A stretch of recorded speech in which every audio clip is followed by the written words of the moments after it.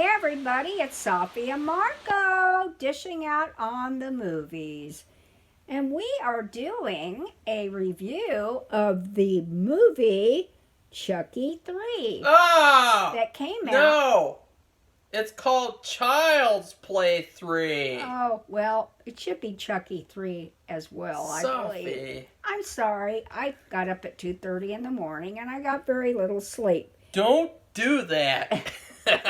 That's an inside reference, but it came out in 1991. Isn't it funny though how we're reviewing the third Child's Play after we just reviewed the third Chucky episode?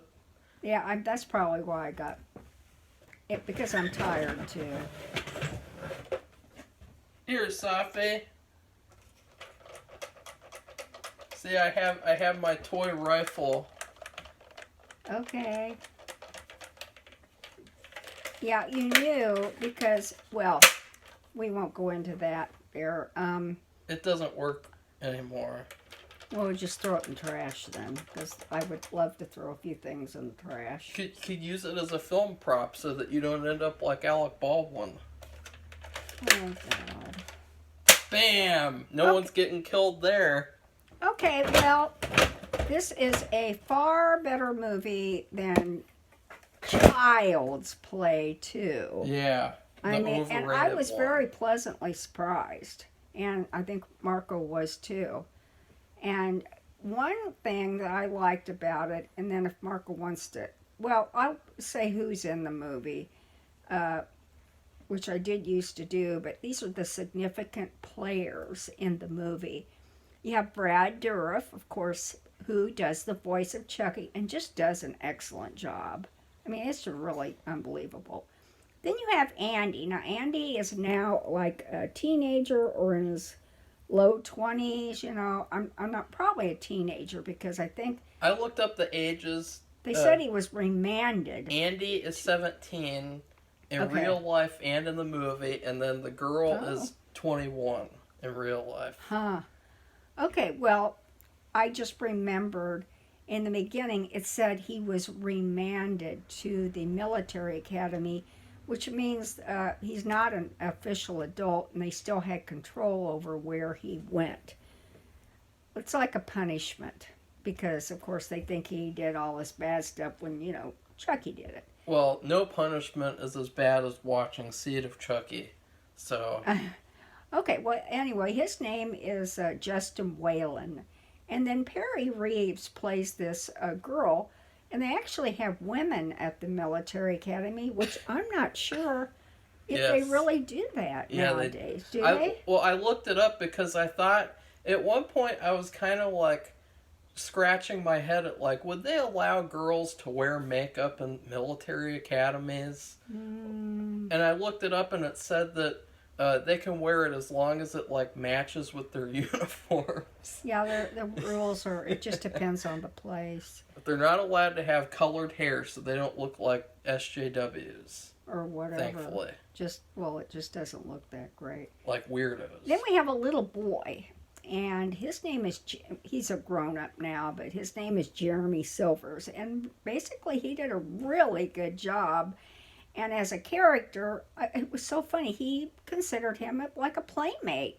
And he hid from him and played hide and go seek and ran and hid. And he was really good at staying away from him. And what he wasn't doing because he was scared, he was doing it to play, which I thought was funny. And then we have a military school bully. And his name's Travis Fine. And then...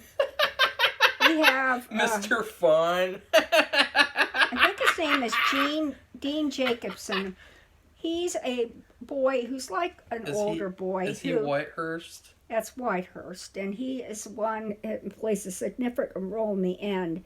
But during the whole thing, he's just like picked on, and for every man, I don't know why he was so picked on. Because he's got glasses. He's got like those huge like nerd glasses that are just like, you know, they look like they get broken all the time. Well, I'm kind of wondering because he was Jewish.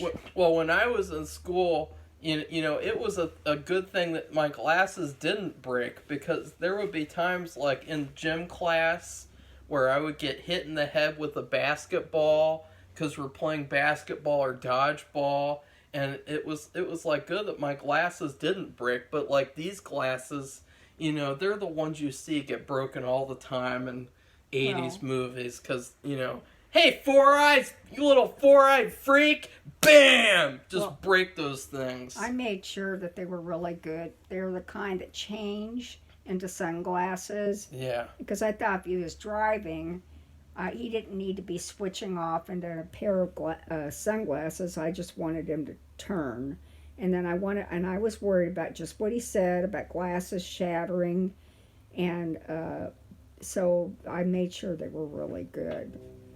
So I guess just one main thing, and then I'll let Marco talk and tell what he thinks about and the biggest thing is that, and I really liked it because for one thing it provided a change of setting which made for lots of different additional storylines or made him interesting and compared to somebody's house or a company or whatever.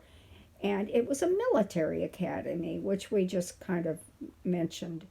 And another thing I liked about that is I lived in a town that had a military academy, and so I've seen what that's like. It no longer is open.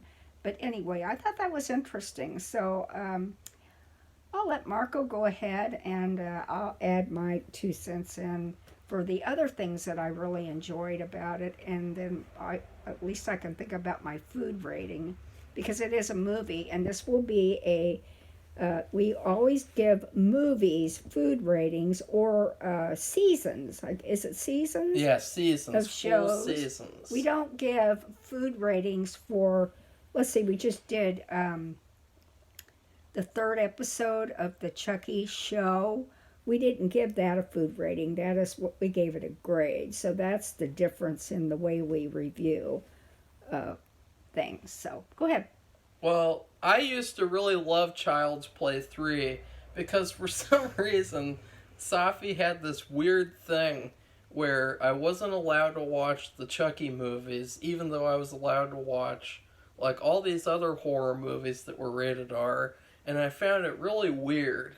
And I think that Child's Play 3, I think that was one of the ones that was on YouTube that you could just watch for free on YouTube because people would put up movies in parts. So I watched it on YouTube and I always really liked it.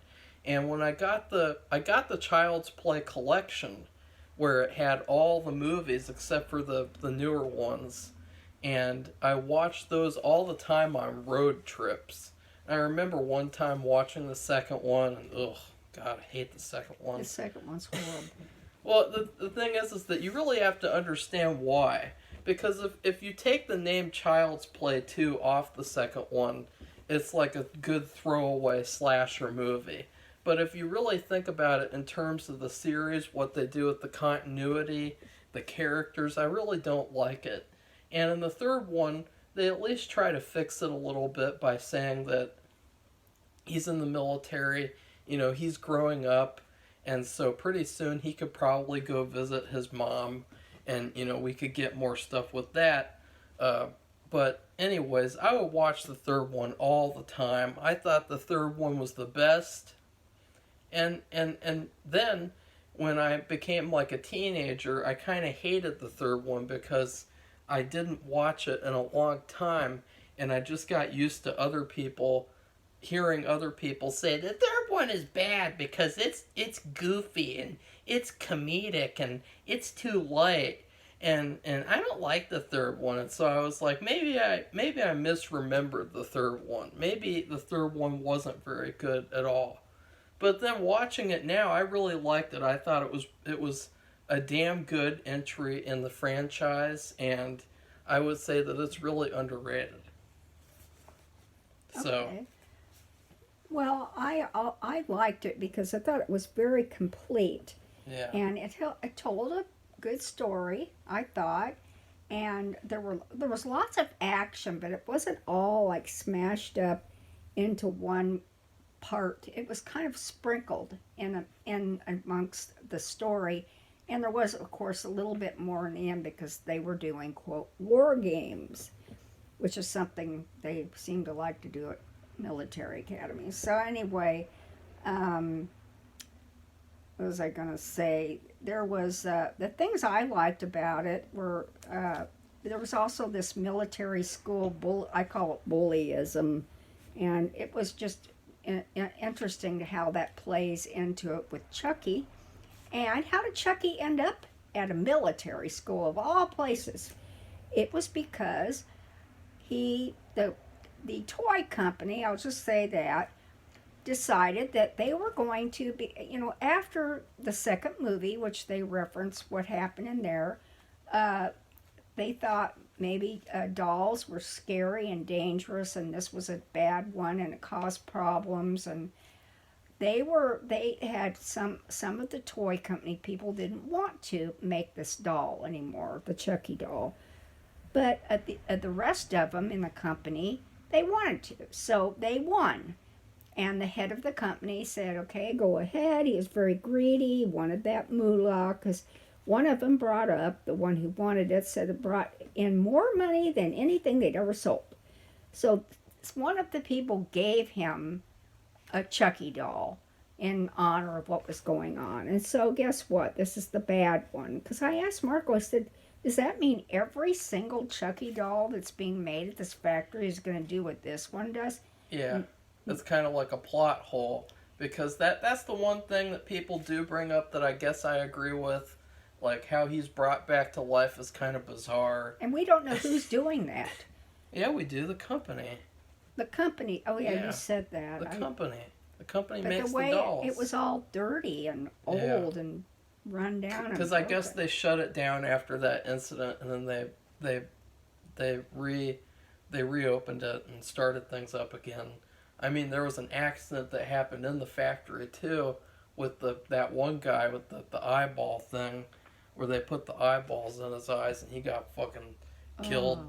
But I thought that's fine, because the opening was really cool, like that opening sequence with the darkness and the latex and the red blood, just... That was a really, really creative and cool opening sequence. Yeah, and it was... so, I don't care. Yeah, I thought it was very interesting, too. But so, anyway, the toy... He just takes it home, and I think he has grandchildren, because there was a picture of two kids that look like they could be his grandchildren, because he's older. And so, anyway, he has the head of the company. Oh, so what? And so, anyway... They don't even say anything about that. It doesn't matter. It's not relevant. He doesn't open the package. I mean, the doll, you can see the doll in the package, but I mean, he doesn't open that part. And he just puts it on a shelf in his apartment or whatever it is. And then he does his usual, drinks the alcohol, and he does putting, and he puts on the TV and watches stocks. Well, anyway, guess what? Chucky goes after him and gets rid of him. I don't need to go into that. You're really obsessed with this opening sequence. But the thing is, he mails himself. He finds out by, I guess he was looking at the internet, and he finds out that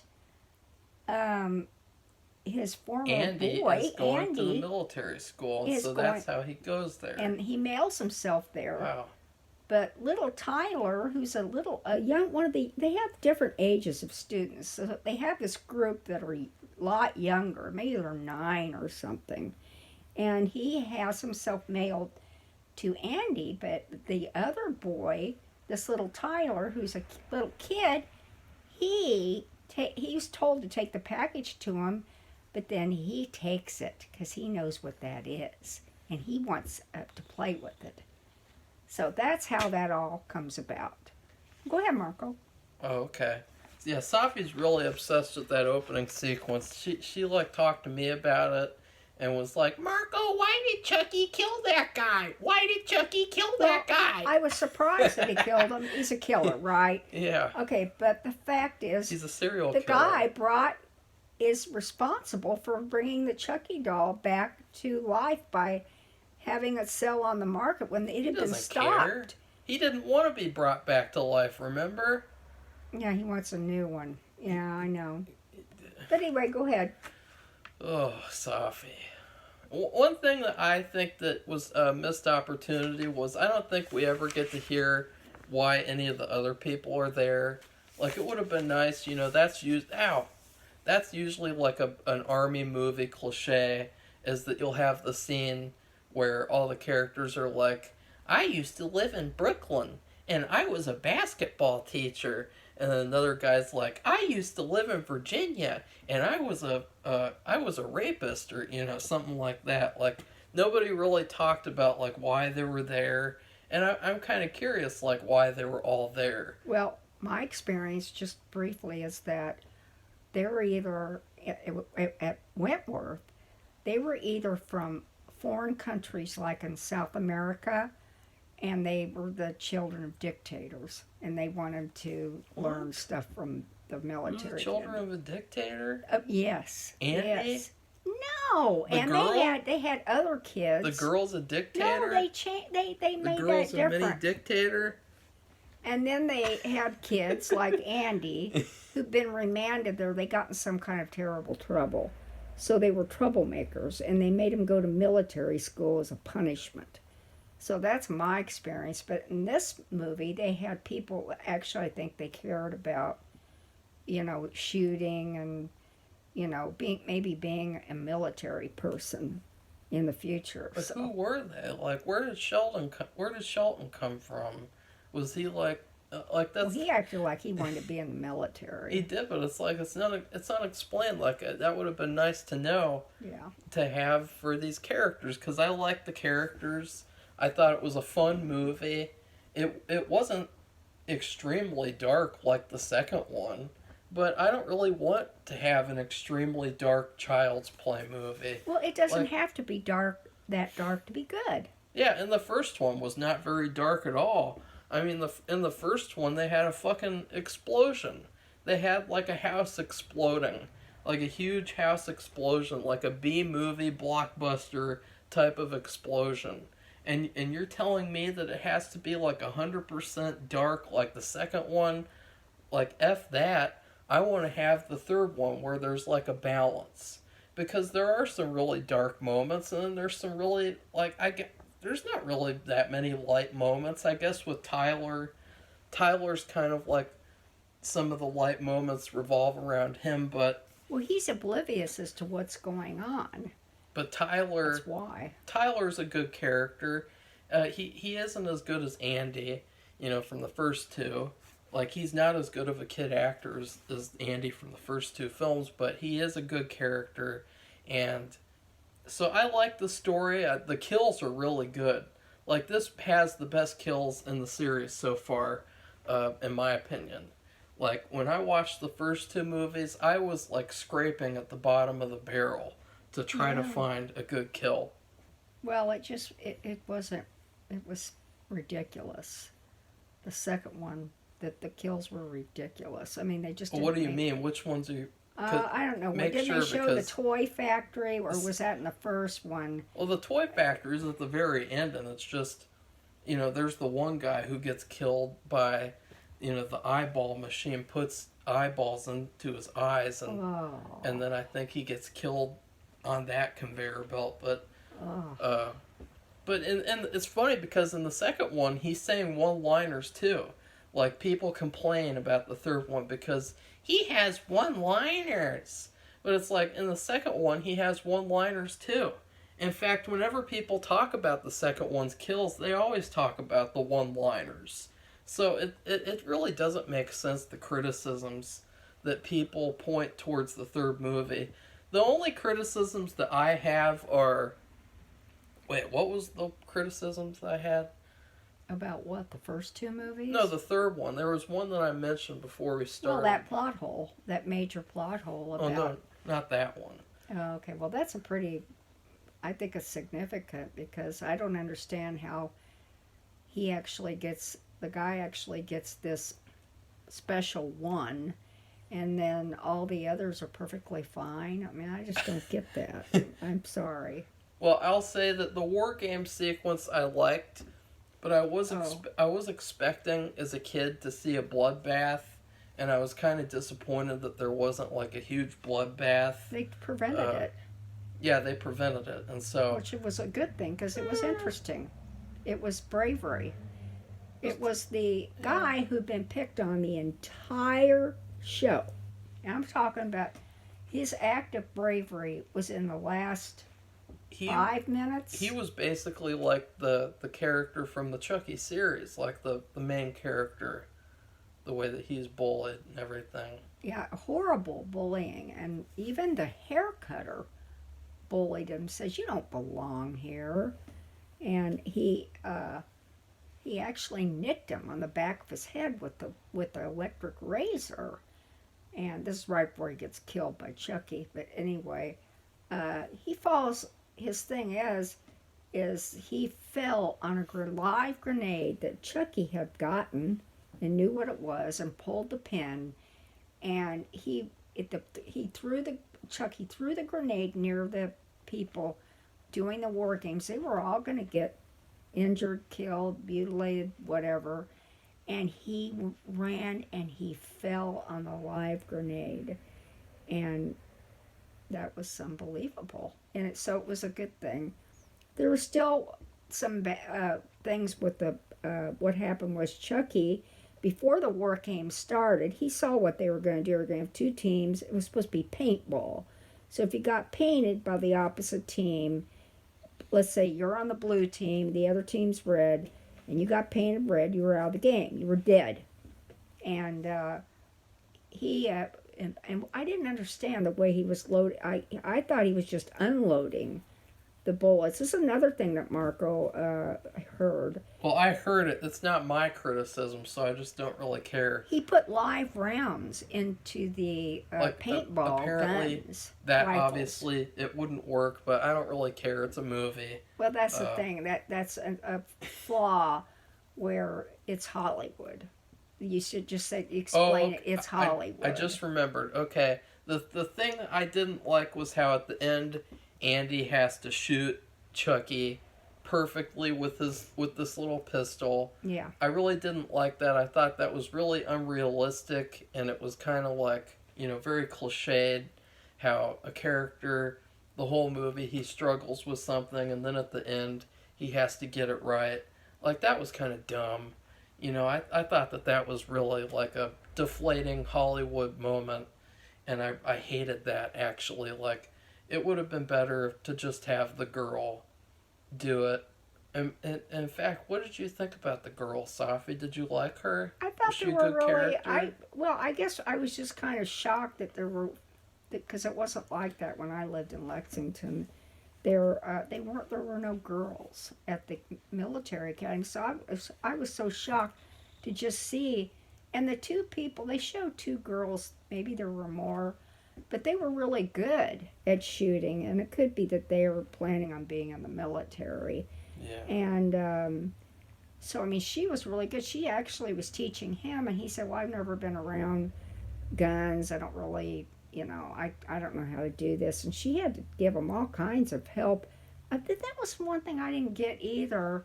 They didn't even teach him how to. He was new, and they didn't even teach him how to do it, how to hold it, how to aim, how to do anything. I didn't get that at all. Oh Because yeah, I think they do that in the real military. Oh yeah. They would do How that. he had to look over at her when they were doing the thing with the Marching. putting the gun Yeah. on the shoulders. Yeah, He had to look at her for that too. He didn't know how to do Yeah, that. he didn't know anything, and That was that weird. to me, I didn't get that part. But this doesn't take away from the good story, Yeah. but it's just some flaws where I don't. In real life, I don't think it's like that. It just shows that the writer, he doesn't have that kind of knowledge. Well, I So don't even know how you could. You don't have to be a rocket science to figure that. And you're having people. I mean, this was paintball, but they were shooting. They were practicing like at a shooting gallery, like cops do.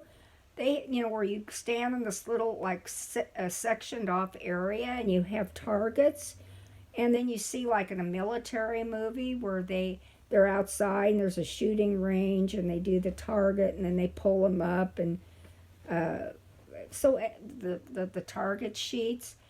They didn't even teach them how to hold the gun, and then when you march, you have to, like Marco just said, you have to switch the gun from to the left shoulder, the right shoulder. Well, they don't just say that. They say all kinds of different in different terms. He didn't even know what it meant. So I didn't get that. Something else is that I really don't think that Shelton was that bad of a bully, especially in comparison to the foster parents in part two, And the teacher. and the teacher, and then in part one, Chucky himself, the way that he's like using the little boy to like take the blame, and to he's using him to get Eddie and kill his former partner and kill these people. There's been far worse characters in the series. And so I didn't think Shelton was that bad. And I didn't really, there were some moments where, like, Shelton's reaction was legitimate. Like, the moment where Andy, like, jumps into bed with Shelton, and then he wakes up and, like, goes, "What the fuck?" Like, that moment was justified. Like, that, like, I would have done that. Like, that was really weird. It's, like, the middle of the night, and Andy just that was really weird. And then there was a moment where he ran away from the drill, the running drill, and there were moments like that where I was like, how is Shelton a bully? He's just, these Andy is weird. He's acting like a weirdo. And so I really thought that he wasn't that bad of a bully. And for his character to get killed, he was the only one who got killed with the real ammunition. Yeah. And so, in a sense, they didn't even need to switch the ammunition, because you could have just had Chucky with the one real gun or something, and he also has the grenade. Yeah. Like, don't they have a gun to start off the war game? Like, don't they shoot a real gun in the air to start the game, like they do with like a track race or something like that? Because they could have had it where he stole that one, and then that's the gun with the real bullets in it. That would have been fine. So, anyways, I love the movie. I think it's really underrated. It's a very fun movie. The one thing is that, once again, in this series, for some reason, we don't get any sort of details on the mom and the detective. If you remember, in the first scene of the first movie, Chucky is telling the detective that he's going to kill him no matter what. And so the fact that we haven't gotten anything with the detective since then is really fucking weird. And really, like, that's something that really pisses me off, actually. And then with the mom, she's just in a mental asylum. She's just there, and there's nothing happening with her. Like, that's just, like, inexcusable. Like, we want to see what's going on with them. They're very important characters. They're a lot better characters than the ones in this movie. So I'd really like to know what happened to them. In fact, I even think that in the newer movies, they made up some bullshit about how his mom died in the asylum or some shit. Like, that really pisses me off with this series, how they just completely wrote off those characters. But anyways, what do you give the movie, Safi?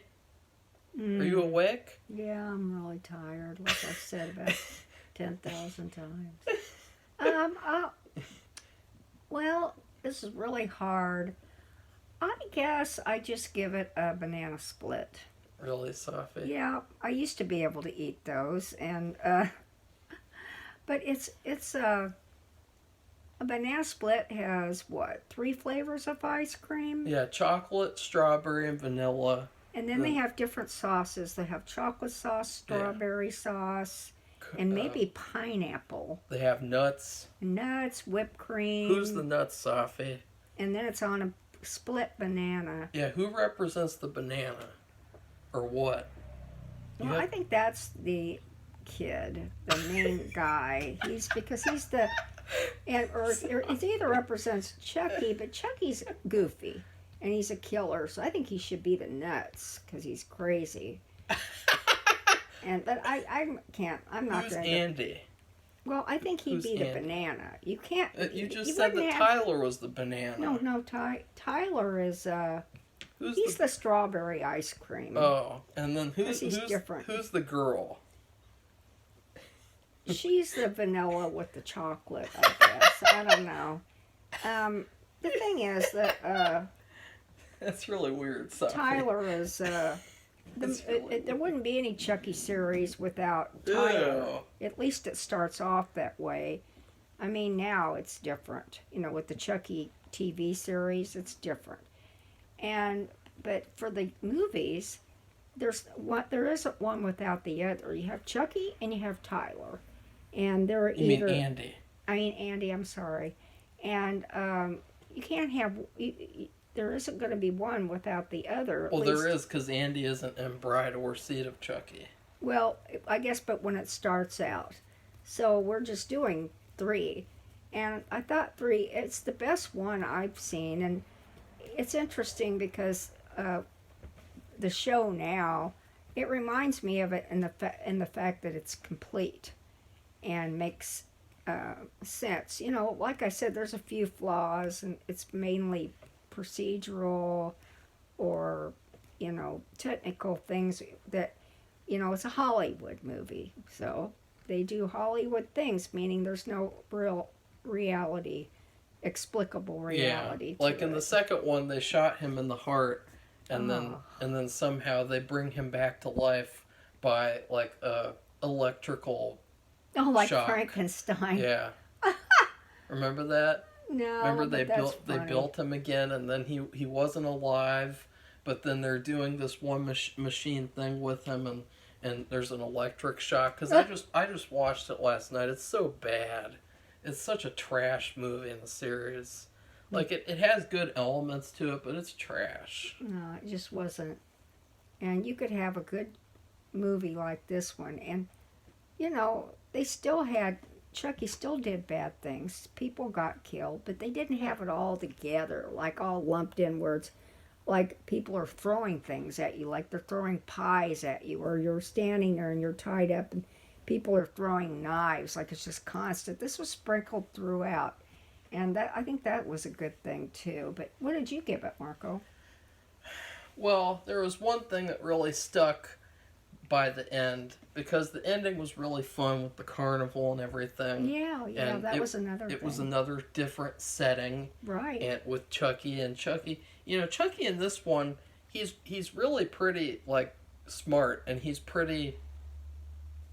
He's a good villain in this. In the second one, he was playing like a game, and in the second one, he was really kind of weak. Like he gets thrown in the closet by the teacher. And stuff like that. Like, he was really weak in the second one. And in the first one, he's playing a game too, because in the first one, he waits a while to, like, reveal himself. But in the third one, he's like that the whole way, where he's just completely alive. He's not really doing much faking. He's just such a better villain in this one than in the past two. And for that, I think that this is the best one out of the first 3. Sorry, but after watching them again for the millionth time, that's my interpretation. But the food that stuck with me was when we went to the bowling alley to go bowling all the time when we used to. Like every Saturday morning, sometimes I would get nachos. And when you get nachos, what do you expect, Safi? You expect some salty nacho chips with some thick, ooey gooey nacho cheese, and you dip those bitches in there and that hot nacho sauce, and you eat those, and you're just completely satisfied. I thought that was good. Well, this movie, the third one, it's a gigantic plate of nachos with nacho cheese. Perfect. It's a fun food. It's a comfort type of carnival food you could get. Like something you don't eat all the time, but it's nice to have for like a party. And, it's just the best. So that's what I give the third one. A big plate of nachos. Very good. Okay, well, I don't think we have anything else to say. Be sure to listen to our reviews of the series when the next episode 4 comes out. Huh? Oh, the episode. The episodes come out. Yeah. Be sure to listen to our review of the next one. And how many episodes are there in the Chucky series? In the series, there's 10 episodes, so we Okay, have we have 7 plenty. left. Yeah, we have plenty left. But we'll also be reviewing Curse and Cult of Chucky on Saturday. Okay. Because those are the two ones that you haven't seen. I have seen Curse of Chucky once, and I have not seen Cult of Chucky because I wasn't really that interested, honestly. Okay. So please like and subscribe. We appreciate all subscribers. We appreciate all commenters. We also appreciate likes. And if you've seen this movie, what did you think about it? And do you think that our review of it, and if you haven't watched it, will encourage you to want to watch it? Because I suggest that you do. You'll like it. It's on. No, people don't like this one because it's not the second one. Okay, well, I think you might like it if you're like me. And Marco, in this case. And Safi. Right. And Marco. Anyway. And Safi. And Marco. It's on Hulu, and it's also on the Peacock network. Peacock. So whatever. Do you like the Peacock app, Safi? I guess so. I didn't realize I that. think it's trash. Well, it's fair. Yeah. It's a Hulu. I think is really good. It's just well, if you have to get a certain plan, but it's really like cable. We can't get cable here, so we rely completely on streaming. So anyway, goodbye everybody.